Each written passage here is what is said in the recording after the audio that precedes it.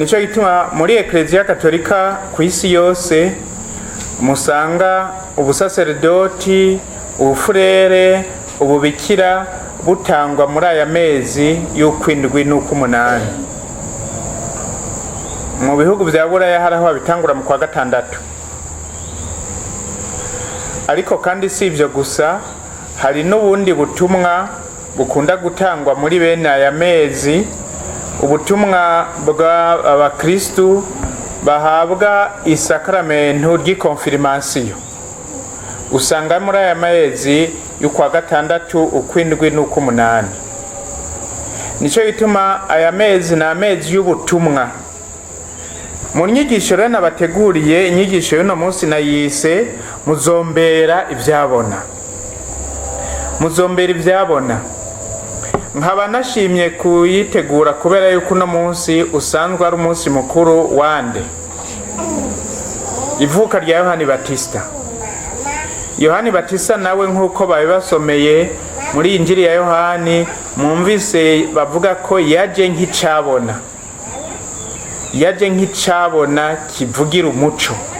Kubera ko Yohani yaje nk'icabona, birakwiye ko natwe tuzirikana ingene umukama ashaka, akeneye ivyabona kandi ashaka ko tumubera ivyabona. Mu gitabo cy'uko by'abatumwa ikigabane ca 5 akarongo ka 32, Petero yishura abakuru b'abasaserdoti n'abashinga ntahe b'igihugu ngo aha twebwe turi ivyabona vy'ivyo bintu, twe na mutima mweranda Imana iha abayiyoboka bose. Kuko niko Simoni Petero yiyita, niko na bagenzi biwe biyita ivyabona. Bemera ko ari ivyabona kandi bivuga ko ari ivyabona.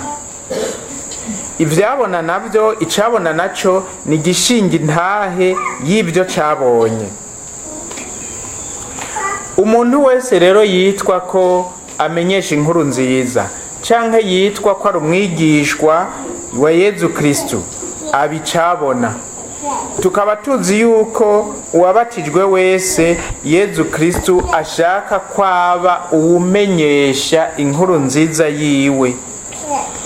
Mwikete Papa Yohani Paulo wa kabiri mweranda yandikiye abakristu b'isi yose ryitwa ubutumwa bw'umucunguzi, abazi Kilatini Redemptoris Missio, avuga rero ko icambere umumenyesha w'inkuru nziza hera ko ari ugushinga intahe, ni kubicabona.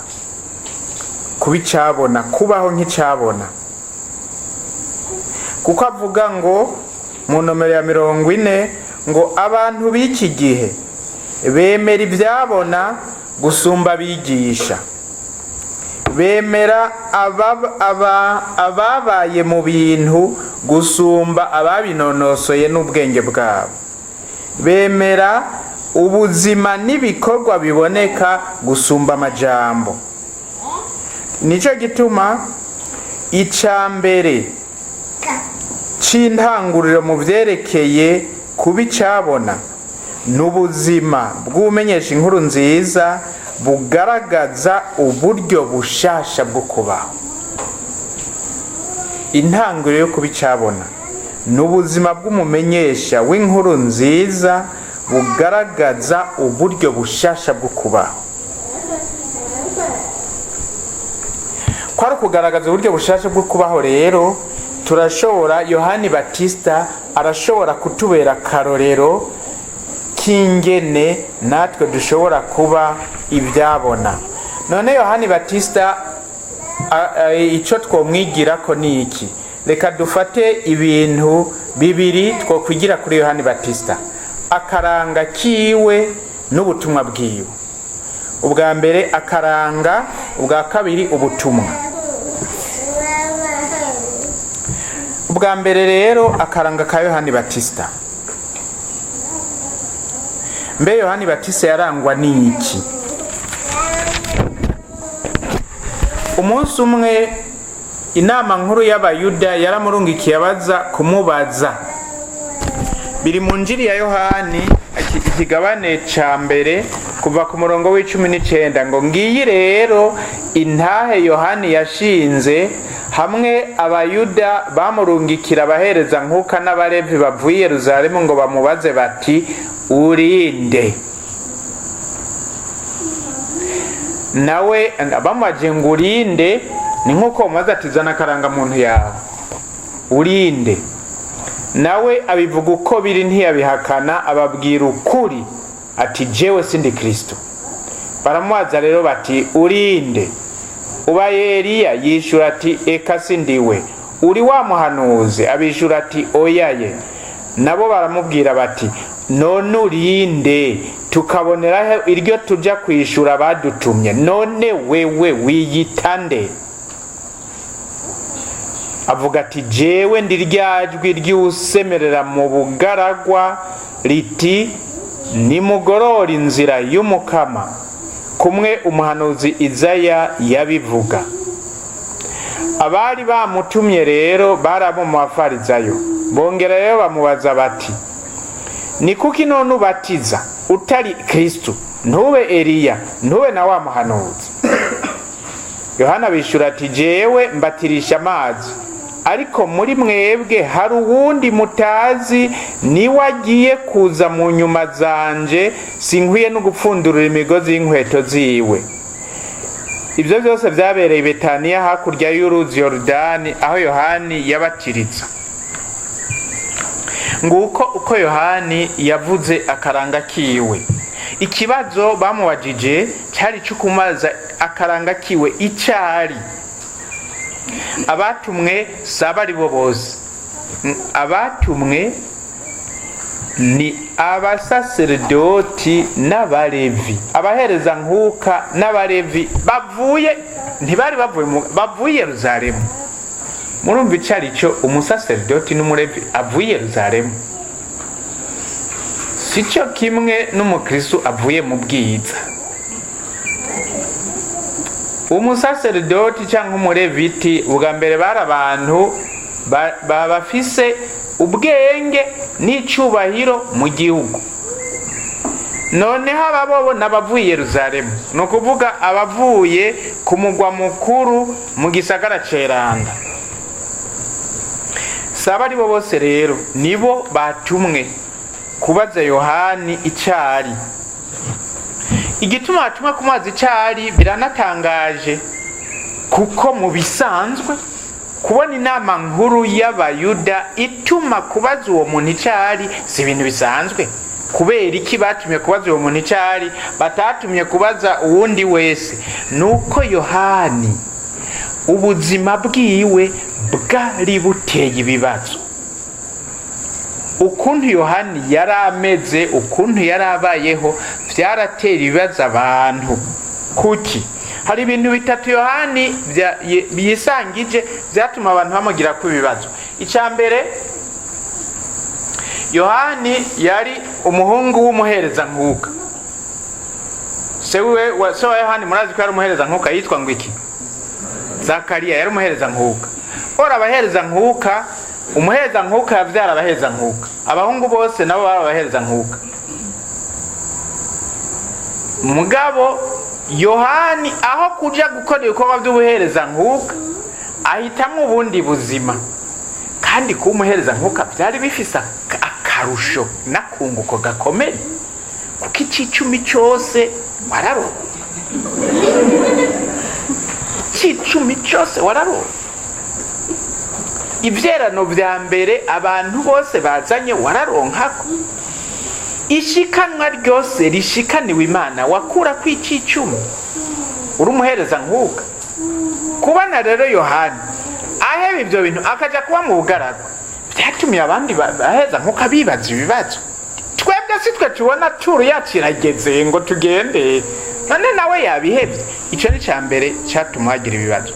Icya kabiri cyatuma bagira ibibazo kuri Yohani nuko Yohani yari umugabo akomeye neza, mugabo ntiyazana umugore, ahitamo kuguma ari celibateri.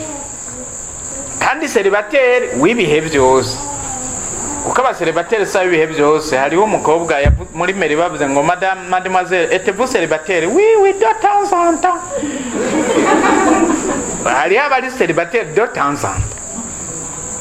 Yohani yari célibataire w'ibihe byose. Kubona rero uyo mugabo akomeye neza mbere afise n'ijambo n'ubu ariko aravuga. Yohana afite ijambo avuga, barumva yuko atari umuntu w'ikijora, ari umuntu avize icyo bita la virilité. Ariko ntiyazanye umugore, we yahisemo kuguma ari célibataire à vie. Icya gatatu nuko Yohana ni umwana umwe, kandi ko ari umwana umwe arafise ibyo atorana, kandi ibyo atorana ntibirahariho hose. Ni mu Buyuda. Kugira inzu mu Buyuda kwari nko kugira inzu ahantu quartier ihambaye ngaha Bujumbura. Ni hehe? Mu Gasekebuye canke mu Carama? Oya, mu Carama amazi arahabangamira, araba ikiriri. Yohani Zakariya yari afise inzu ikiriri. Yohani rero ajya kuba mu gahenga k'ubugaragu, akambara urusato rw'ingamiya, agatungwa n'ubuki bw'ifunderi mu gahenga k'ubugaragu. Kandi iwabo mu Buyuda ahari inzu ya se n'ahantu hose se yaratungiye ibintu. Yohana arabiheba aja kugira ubuzima nk'ubu. Uko kuntu yari abayeho rero vyatuma abirukira amatungo n'amarongo, abirukira abagore, abirukira amafaranga, bibaza ibibazo kuri we. Vyatuma bibaza ibibazo kuri we. Ubuzima rero bwa Yohani ni ubuzima bwari buteye ikibazo muri icyo gihugu cy'Isirayeli. Nicyo gituma batumye abajya kumubaza ngo urinde, kuko babona ko ingene ameze, ingene abayeho si nk'abandi bose. Ibyo abandi bose birukira we ntabyirukira, ibyo abandi bafitiye umunoho we ntabigirira umunoho. Ibituma abandi bahababuka we ntibituma hababuka. Dusha dutegera iri jambo Papa Yohani Paulo wa kabiri avuga muri rikete ngo icyambere gishingi ntahe n'ubuzima bw'umenyesha inkuru nziza bwerekana bugaragaza uburyo bushasha bwo kubaho, bugaragaza uburyo bushasha bwo kubaho. Ubuzima no kubaho kwa Yohani Batista rero byaratera ikibazo, bigatuma abantu gushika no mu nama nkuru barungika baja kumubaza. Abo rero nabarungitse baja kumubaza, hari n'abandi baza kumuraba bati hari hagahabwa mu bugaragwa, nimuze murabe. Icabona rero ca Yezu Kristu imbere ya vyose ni umuntu afise ubuzima butera ibibazo, ariko ubayeho nka bose, ukora ibyo bose bakora, uwigenza uko bose bigenza, uyo nta kibazo atera, kuko bose bagira bati urya ameze nka twebwe. Sinzi umupatiri yigeze kuja ahantu muri boîte de nuit ahurayo n'abajene, yahora yigisha bacamaza ngo pati ngo nawe ngaho urahaza, nawe ngaho urahaza. Gwe umwunge yateza gukurikira intamaziro ye. Uko niko yikuyeyo. Yohani Batista ubuzima bwiwe buratanga umuco kuri uyo wese yatwawe umutima n'isi n'iby'isi.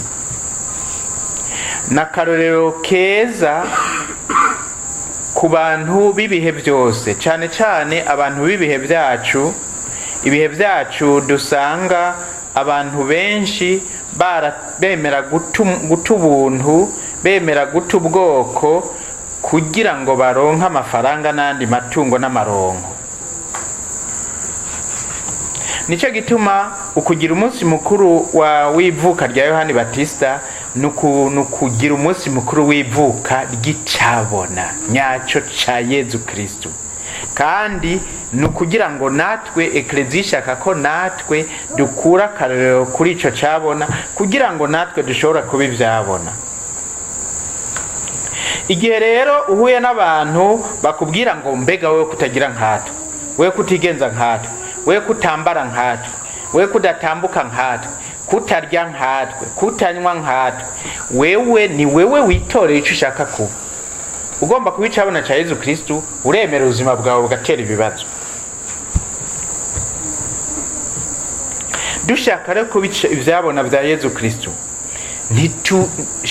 ntitugira nk'abandi bose ngo dusiganwe n'ibigezweho, ngo turondere gukora ivyo bose bakora, ngo turondere kumera uko bose bameze, kuko icambere gishingira intahe Yezu Kristo n'ubuzima bw'umenyesha inkuru nziza bugaragaza uburyo bushasha bwo kubaho. Babajije rero Yohani bati none urinde wiyita nde? Yohani yahavuye abishura ati jewe ndi rya jwi riterera kamo mu gahinga, tegura inzira y'umukama. Yohani akaranga kiwe nako uko yiyita nuko ntashaka ko bamwita uko atari, ntashaka ko bamwitirira ibyo atitirirwa. Kandi iyo Yohana babwira ati none mwe ntimuzi uwo mwiteze, abantu bose bari biteze Mesiya. Yari gushobora kwigira nka Mesiya kugira ngo bamuhe icubahiro, nk'umushoferi araho yigize musenyeri kandi atariwe. Umushoferi yatwaye musenyeri ahantu, hanyuma bashitse ku ishuri sekretari ya Jako, musenyeri asanga hari ikintu yibagiye, aca mubwira ngo asubire inyuma kugitora. Igihe musenyeri yaza, abantu bose bo muri iyo sekretari bari bazi ko musenyeri aza kuza. Babonye imodoka ya musenyeri bari bayizi, bagaca bapfukama, musenyeri agaca bahezagira. Hanyuma hisubira inyuma, banyisubira inyuma bati musenyeri wacu aragarutse, baza barapfukama. Umushoferi avyitegereza ati ni haba ataco bikiza ntaco vyica.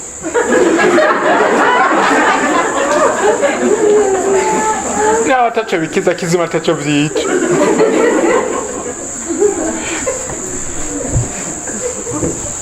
Yohani ko bariko baramubaza ko ari Mesiya, yari gushaka kuvuga ati ni haba ataco bikiza kizima ataco vyica. None mwe ntimuzi uwo biteze, ntimuzi uwo mwiteze mwebwe, murigwa murambaza.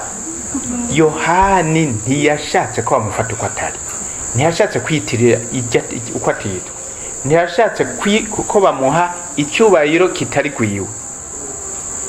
Bapfuye kumubaza ati urinde, ati abanza kuvuga ati sindi Kristo. Kandi bari gushaka kumubaza ati ntitwakubajije utari, twakubajije uwuri. Mugagomba kubanza gukura mu nzira ibyo bamwitirira byose bitari gwiwe. Ivyo nivyo umuntu ari juste, honnête, adashaka kwifata uko atari, adashaka gufatwa uko atari. Aca rero ababwira icyo amaze gukubura ibyo bamwitirira byose bitari gwiwe. Aca arabwira ati jewe ndijwi, ijwi naryo ijwi ritera kama mu gahinga ngo tegura inzira y'umukama. Nkuko mubizi ijwi naryo ryubahanye neryo. Jewe ijwi ry'iwanje rivuga ico nshatse, rikavuga uko nshatse, ku rugero nshatse. Ijwi ry'iwanje nuko rimeze. Nshatse kurigira rinini, nshatse ko rivuga cyane rivuga cyane, nshatse ko rivuga buhoro rivuga buhoro, nshatse gusemerera rirasemerera. Yohani yiyita ijwi. Ijwi nukuvuga ko agamburukira uwamutumye, kurya ijwi rigamburukira umuntu. Ntavuga ibyiwe kandi ntavuga uko ashatse, avuga iryo atumwe kandi akarivuga uko wamutumye ashaka. Ngaka akaranga ka Yohani. Akaranga rero k'icabona nako uko kugamburukira uwamutumye, akavuga icyo atumwe, akakivuga uko agitumwe, ataco ahindura, ataco akurako, ataco yongerako, iyo nyifato niyo icabona nyaco ca Kristo. Ngaka karanga rero ka Yohani Batista. Ingingo ya kabiri, ubutumwa bwa Yohani, ubutumwa bw'icabona.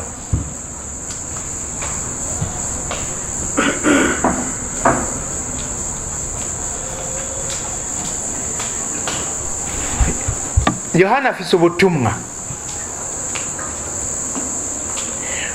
None ubwo butumwa ni ubuhe? Ni butatu.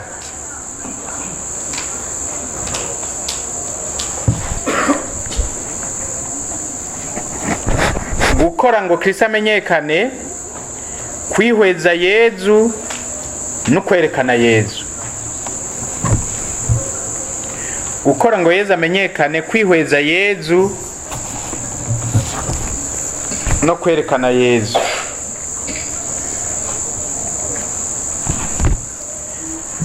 Muri iki gigabane ca mbere c'inkuru nziza ya Yohani,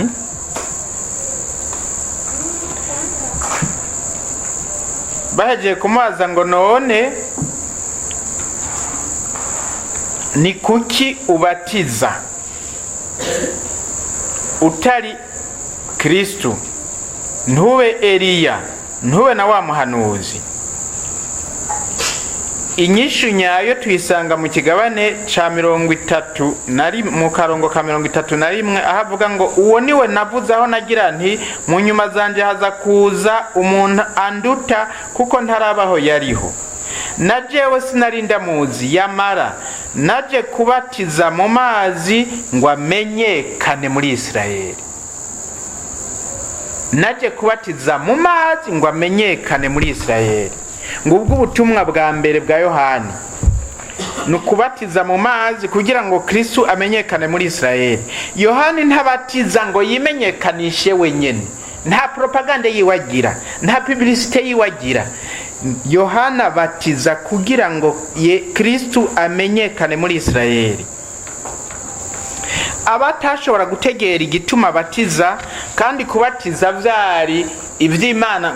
Musomye mu gitabo cy'umuhanuzi Ezekiyeli igihane cya 36 karongo 25 handitse ngo nzobasuka kwa amazi atyorora muce mwaberanda, nzobatyorora imyandu yanyu yose n'ibigirwamana byanyu byose muce mwaberanda. Ivyo ni Imana ivuga ko izobikora.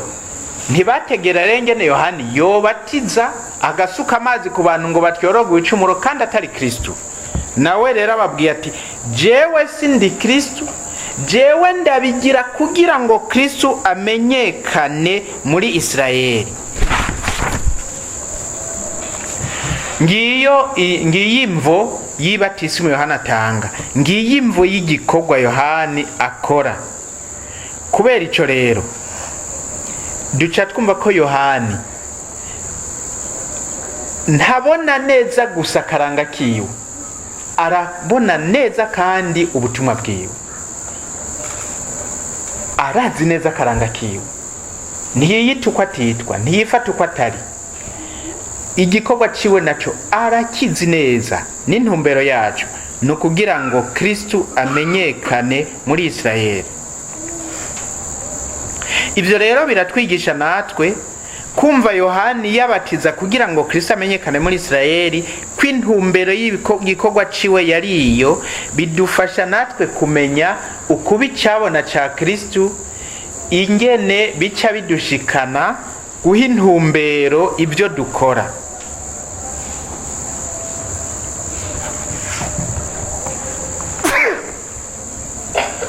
Iyo umuntu afise igikorwa akora,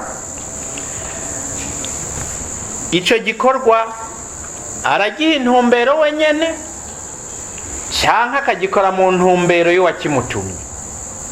Kuko umuntu arashobora gukora igikorwa mu ntumbero y'uwakimutumye canke akagikora mu ntumbero acihereye wenyene. Yezu yarigeze gutanga akarorero kanini, uburorero butatu mu vyerekeye idini y'Abayuda. Mbere amenyesha abayuda nabo bose bamwumviriza abigishwa biwe n'ishengero ry'abantu yuko intumbero umuntu ahaye igikorwa akora ari yituma aronka impera mu ijuru canke ataronka namba. Ati iyo uramutse ugize icyo ufashisha umworo, ntubigire nk'abanyabwishime babanza kuvuza ikenge bagomba guha ikintu umworo kugira ngo bose bahindukire babone ko bafashije umworo. Agace yongera ko ngo nukuri ndabibabwiye abo impera yabo baramaze kuyironka. Nukuvuga mu bwami bw'ijuru ntaco bazobaza kuko ntibabigize bagomba kuninahaza Imana, babigize mu ntumbero y'ukuninahazwa bo nyene. Ko barondera inahazwa ryabo rero, igihe bavuze ikengere ngo abantu bose babona ko bafashije umworo, impera yabo bamaze kuyironka. Weho niwagira icyo ufashije umworo, ukubamfu kwawe ntikuze kwigera kumenya n'icyo kurya kwatanze. So wawe abona kamizwe n'ingoma azobiguhera impera. Mu gihe naho uramutse usenga, ntubigire nk'abanyabwishime baja gusengera mu mayira abiri no ku mbuga aho abantu bakoranira kugira ngo bose babone ko basenga, bagire ngo ngwemwe abasenzi baraho. Nukuri ndabibabwiye impera yabo baramaze kuyironka. Weho niwasenga, injira mu cumba wugara urugi usenge so wawe ari ahiherereye. So wawe abona ibitaboneka azobiguhera impera. Niwaramuka wisonzesheje nawe, ntugire nk'abanyabwishime binyankabiranya mu maso kugira bose babibone.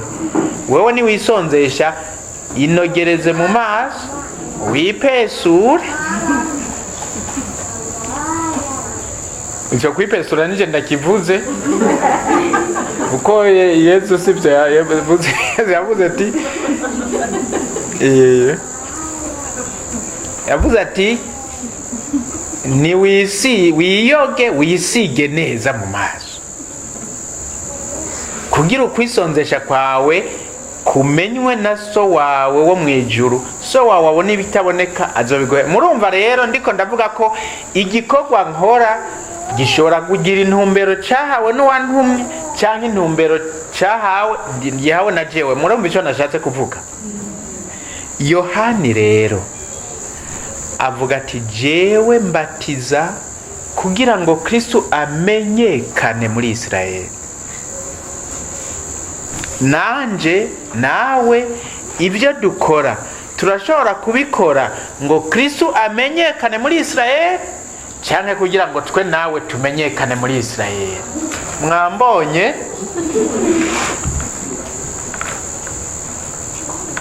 Icabona ca Kristo icyo gikora cyose gikigikora kugira ngo Kristo amenyekane. Ubutumwa bwa kabiri Yohani akora no kwihweza Kristo.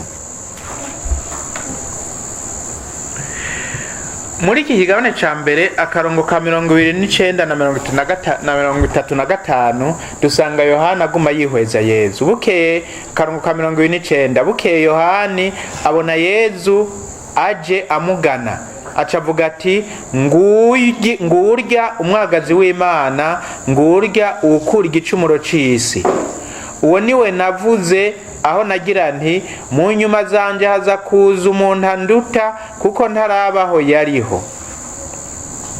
Ugiye karongo ka 35 naho ngo bukeye Yohani yarakiraho na babiri bo mu bigishwa biwe, maze yitegereje Yezu yarahaciye avuga ati ngurya umwagazi w'Imana. Nyabigishwa babiri bumvise avuga atyo bakurikira Yezu. Kugira ngo umuntu ashobore gukora ngo Kristo amenyekane muri Israeli, bisaba kubanza kumwihweza. Kanatsinda umuntu yomenyekanisha te uwatazi.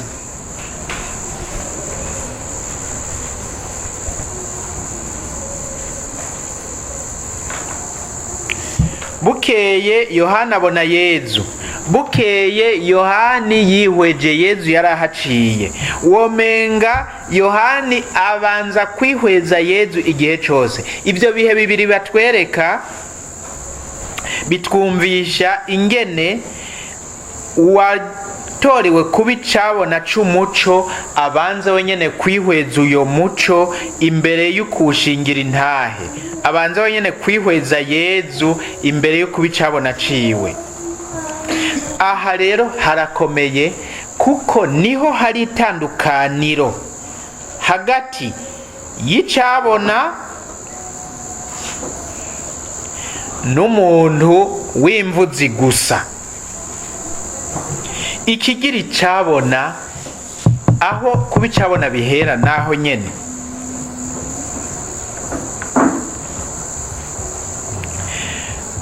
Hariho icabona nako itandukanizo hagati y'icabona n'umwigisha.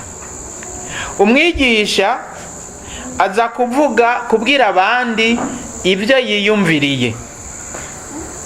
Icabona naco kiza gusabikaniriza abandi ibyo cihweje. Umwigisha aza kwigisha abandi ibyo nawe yize akabibasubiriramwo. Icabona naco kiza gusabikaniriza abandi no kubwira no gushingira intahe ibyo cabonye. Umwigisha aja kubwira abantu ibyo akuye mu mutwe, ibiva mu mutwe. Icabona naco kija kubwira abandi ibiva ku mutima. Nico gituma umwigisha ashobora gucisha ubwenge abantu, icabona naco kigahindura imitima y'abantu. Pas ce qui vient de la tête touche la tête, ce qui vient du cœur touche le cœur. Nico gituma icabona umupatiri umwe yigeze kutwigisha nawe avuga ati Petero kubera icabona yigisha isaha imwe hagahinduka abantu 3,000. Natwe tuja kwigisha amasaha 3,000 hagahinduka umuntu umwe. Kuko umwigisha ikintu kiba ico twipfuza twese nuko umwigisha yoba ari n'icabona, kandi icabona naco nyene kikaba umwigisha. Mugabo hageze guhitamo, jewe nofuma mbi icabona byonyene hakomba umwigisha byonyene. Kuri umwigisha byonyene nta muntu ahinduka. Abantu barumva ivyo wavuze mbere bakavuga ati no kuryoha biraryoshe kandi birakomeye, mugabo nta uhinduka. Yezu Kristu abo yatoye yarabigishije imyaka 3 hanyuma barungika nk'ivyabona. Nico gituma imbere yuko barungika yababujije kugenda kwigisha ati banza mugume Yerusalemu gushika muronse ububasha bw'uwo mwijuru, niho rero muzoja kumbera ivyabona. Aha rero ni harakabanga gatandukanya umwigisha n'icabona. Mubanze mugume Yerusalemu gushika muronse ubukomezi bw'uwo mwijuru, niho rero muzoja kumbera ivyabona. Iyo bagenda batararonka ubukomezi bwo mwijuru aribwo mutima mweranda bari kuba bigisha, kandi bari gusubiramwo ibintu byinshi Yezu yabigishije. Mugabo isubiramwo no gushinga intahe biratandukanye. Nico gituma imbere y'ukwerekana Yezu icabona Yohani yabanje kumwihweza. Bukeye Yohana abona Yezu aje amugana acavuga ati ngurya umwagazi w'Imana. Bukeye Yohani yarakiraho na babiri bo mwigishwa no bumubigishwa biwe, maze yitegereje Yezu yarahaciye avuga ati ngurya umwagazi w'Imana. Yohani arihweza Yezu agaca mwerekana. Ubutumwa bwo kwihweza Yezu nibwo bukomoka ko ukumumenyekanisha no kumwerekana. nta n'umwe ashobora kwerekana Yezu atabanje kumubona no kumwihweza. Ukwihweza Yezu, ukumutamarira, ukumutangarira, tugashikwa n'ubwiza bwiwe, n'ubutungane bwiwe, n'ukuri kwiwe, bikadushika, nibyo bidutuma tubicabona kandi tugakora ngo amenyekane, tukamwereka n'abandi. Nico gituma igikorwa ca mbere ugomba kubicabona herako sukurahuka, nukubanza gufata umwanya ukwicara iruhande ya Yezu, ukumwihweza, ukumutangarira no kumutamarira. Martin Robeni wavuga ngo ubuzima bwanyu buzogira agaciro igisabisho c'imvamutima canyu gifise. Votre vie vaudra ce que vaut votre oraison. Ahandi naho ngo ni twihweze Imana, tuyihweze kenshi, tuyihweze igihe kizima, kuko umushaha uhabwa ubutore, no kwihweza ubutore ukagirwa mwiza, no kunywa kubwiza. Regardons Dieu, regardons-le souvent, regardons-le longuement. L'âme devient belle en se nourrissant de la beauté et devient bonne en s'abreuvant à la bonté. Igikorwa ca gatatu, ubutumwa bwa gatatu bwa Yohani ni ukwerekana Yezu. Kwerekana Yezu.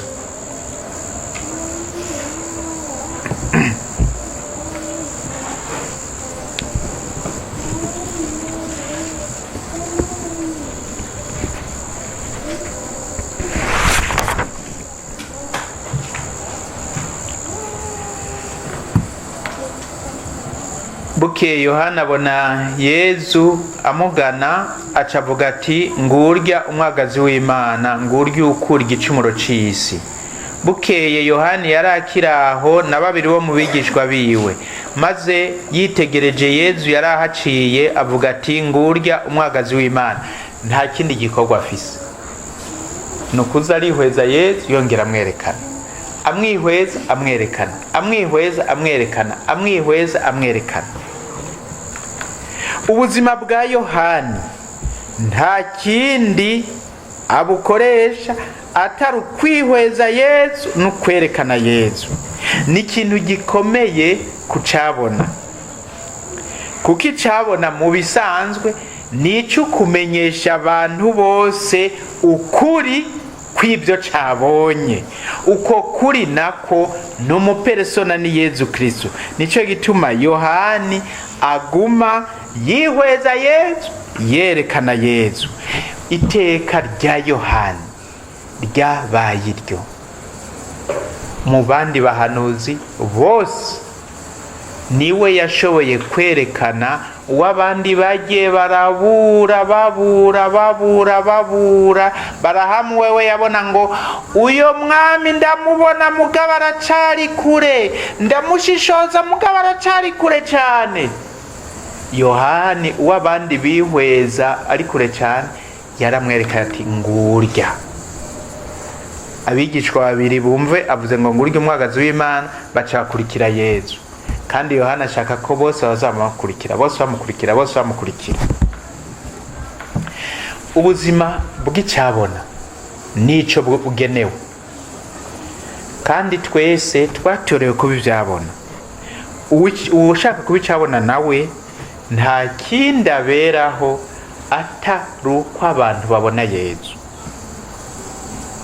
Kandi ubuzima bw'icabona bumaze kwerekana Yezu buba bwashitse kwiteka risumba andi mateka yose, kuko abantu bamaze kumbonamwo Yezu, bamaze kukubonamwo Yezu, nta teka ryo risumbirwa.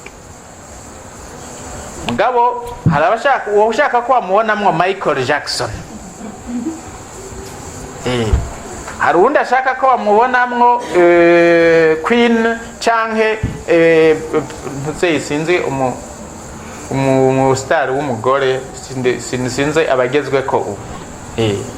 hari uwundi abona ikintu c'ikirosi cambaye impuzu zitagikwiye zigaca yambaye nk'ico kirosi kugira bose bakibone bamubone mw'ico kirosi, ibirosi bikaguma bigwira.